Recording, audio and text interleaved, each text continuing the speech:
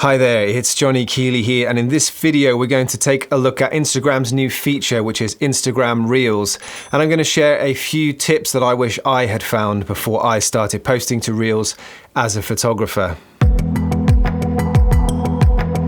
I've been testing out Reels for a few days now, so I'm going to share a few quick tips that will really help you start posting to Reels without making those silly little mistakes.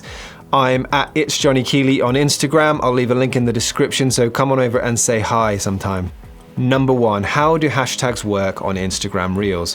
When you're posting to Reels, you can still use the standard 30 hashtags like you can with a normal post. Stories is around 10, but with Reels you can still use the 30. Now, unlike with a normal post, I would be adding the comment into the caption rather than the first comment, because I'm not really sure whether that works, and also the way that the user interface works, it's not very simple to do that. So make sure you're adding your hashtags into the caption itself. Now, usually I would be recommending using the smaller hashtags so there's less competition, but much like with stories, the smaller hashtags don't actually have their own Reels section at the top of the posts page. So that's something to bear in mind when you are choosing a hashtag.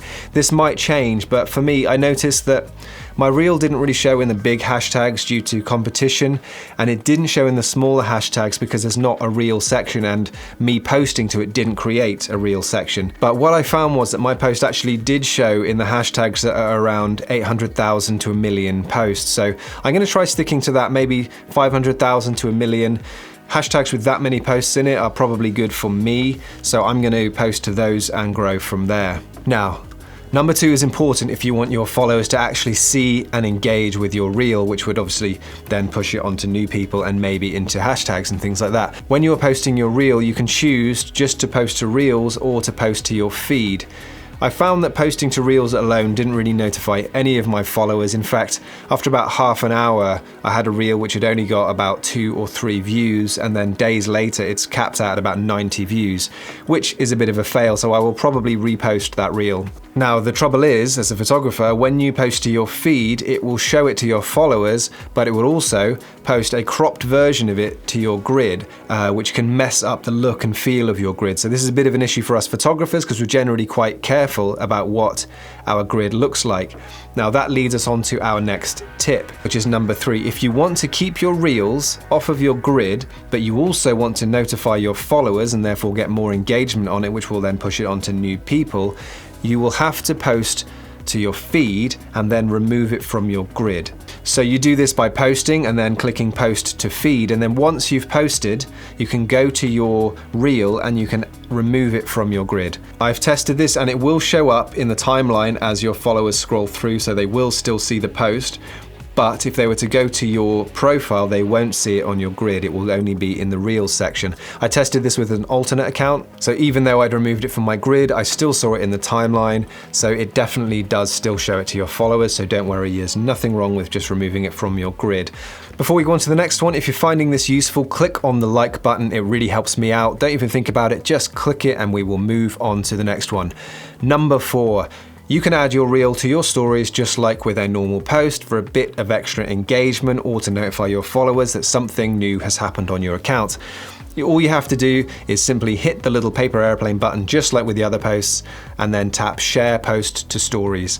However, I'm not sure whether the views in your stories necessarily count as a view on the Reel itself. There's no solid way of testing this, but one really good thing is that they can see the whole story and it is not cropped at all. And this leads us on to number 5, which is where are the text safe areas. Now, the big difference between Instagram Reels and TikTok is that when Instagram shows your Reel on the timeline, it actually crops it to a 4:5, just like the other posts. It doesn't take up the whole screen unless you are in the Reels section. So if you've got text in that area, it's actually going to cut the text in half and it's going to look quite unprofessional. It cut the top off of mine, but I wasn't too worried because it didn't cut through the text, it cut the text off the top, so people didn't see it, but it actually kind of worked still for my Instagram Reel.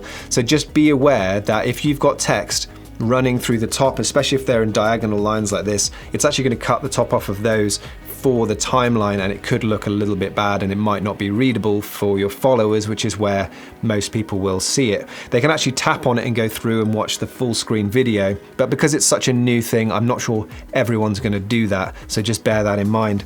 This would also apply if you're doing like a dance or something like that where you're full screen on it and you've taken up the entire phone screen, you know, you're gonna cut your head off when you see it on the timeline. So I suppose that would apply to us photographers if we have portrait shots and things like that. So just bear in mind that your reel will get cropped top and bottom. And also be aware that there are some UI elements to Instagram Reels which might interfere like it did with mine. You can see on this example here that the word Reels has interfered with the text that I put on. And also the iPhone notch is actually creeping into the video and I've put my text underneath it. So that was a mistake on my part that you don't have to make now because I've already made it and I'm telling you about it. So just probably best thing to do is just avoid that top area when you're adding text. I really hope you found all that useful. If you did, let me know in the comments and drop your Instagram into the comments as well. I'd be really interested to see what kind of reels you are posting. And if you want to come and say hi, I'll leave a link to my account in the description. I've got a load of other Instagram videos on my channel. If you want to see those and keep up in your Instagram game, just chop one of the videos. What does that mean, chop? Hit one of the videos on the screen right now. And if you want to hit the round one in the middle, you can subscribe. And if you do that, I will see you in the next video.